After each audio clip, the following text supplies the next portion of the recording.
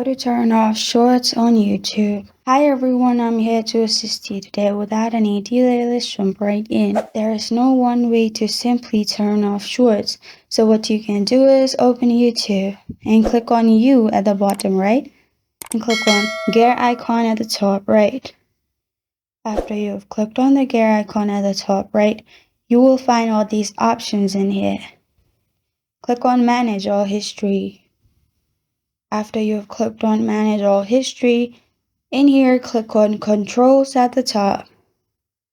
After you click on Controls in here, click on Turn Off, which is YouTube History. After you turn off your YouTube history, click on Pause at the bottom right. After you've done that, your history will be paused and shorts won't be recommended on your home feed. And this is how to turn off shorts on YouTube. Thank you for joining me today. If this video helps you out, please leave a like and subscribe for more. Got a question or want to suggest a topic? Comment below. Thank you for watching.